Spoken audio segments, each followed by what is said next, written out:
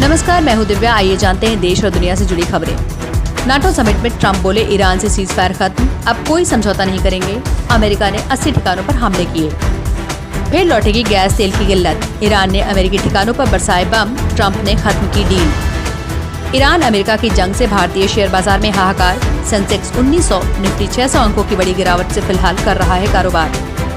राष्ट्रपति Donald Trump ने कहा है कि उनकी नजर में ईरान के साथ समझौता टूट चुका है। नाटो शिखर सम्मेलन के दौरान ट्रंप की टिप्पणी ऐसे समय में आई है जब अमेरिकी सेना ने होर्मुज के आसपास और तेहरान में 80 से अधिक ठिकानों को निशाना बनाया। ईरानी सेना ने कहा था कि उसने ईरान पर अमेरिकी हमलों के जवाब में बहरीन और कुवैत में अमेरिकी सैन्य ठिकानों पर हमले किए हैं। इस कार्रवाई पर भड़के ट्रंप ने ईरान के लिए दुष्ट, बीमार और मैल जैसे शब्दों का इस्तेमाल किया। फटकार लगाते हुए ट्रंप ने कहा, तेहरान के साथ उनका प्रारंभिक समझौता पतन के कगार पर दिख रहा है। ट्रंप नाटो समिट में बोले, ईरान के लोग धोखेबाज। तेहरान में 80+ ठिकानों पर हमले से तनाव। गुस्साए ट्रंप ने ईरानी शासन को आड़े हाथ लिया। नाटो सम्मेलन के दौरान बेवकूफ बताया बेवकूफ। मोदी इंडोनेशिया के सबसे बड़े प्रम्बानन हिंदू मंदिर पहुंचे। बोले, हमेशा शिव से जुड़ने का सौभाग्य मिला। पीएम ऑस्ट्रेलिया के लिए रवाना हुए। मोदी कैबिनेट में फेरबदल का काउंटडाउन शुरू। 5 मंत्री बदले जा सकते हैं। युवा मंत्रिमंडल बनाने की तैयारी। राम मंदिर चढ़ावा चोरी, पुलिस को ट्रस्ट की फर्जी चंदा रसीदें मिली। 3 आरोपियों से पूछताछ जारी। पुलिस सराफा कारोबारी के यहाँ भी पहुंची। जम्मू कश्मीर में लश्कर कमांडर जाकिर अहमद ढेर पहलगाम हमले के बाद बनी हिट लिस्ट में शामिल था। शोपियां में 5 दिन से ऑपरेशन जारी। कर्नाटक लोकायुक्त ने बुधवार को आय से अधिक संपत्ति डीए के मामले में राज्य भर में बड़ी कार्रवाई करते हुए 10 सरकारी अधिकारियों के ठिकानों पर एक साथ छापेमारी की। यह अभियान बेंगलुरु शहर, बेंगलुरु दक्षिण, रायचूर, चित्रदुर्ग, तुमकुरू, शिवमोगा और कलबुर्गी समेत कई जिलों में चलाया गया। अधिकारियों के घरों, कार्यालयों और अन्य परिसरों की तलाशी लेकर दस्तावेज, संपत्ति से जुड़े रिकॉर्ड और अन्य महत्वपूर्ण साक्ष्य जुटाए गए।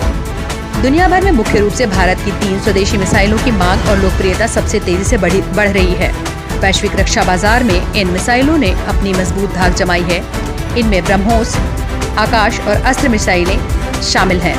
ब्रह्मोस सुपरसोनिक क्रूज मिसाइल यह भारत का सबसे सफल रक्षा निर्यात है और दुनिया में सबसे ज्यादा पसंद की जा रही है। फिलीपींस, वियतनाम और इंडोनेशिया ने इसे खरीदने के लिए सौदे किए हैं। इसके अलावा यूएई, सऊदी अरब, मिस्र, ब्राजील, चिली, दक्षिण अफ्रीका और थाईलैंड जैसे देश भी इसे खरीदने में गहरी दिलचस्पी दिखा रहे हैं।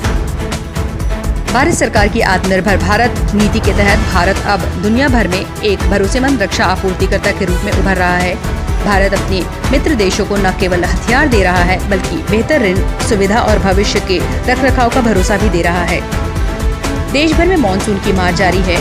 कई प्रदेशों में राहत तो कई राज्यों में भारी बारिश का कहर देखने को मिल रहा है।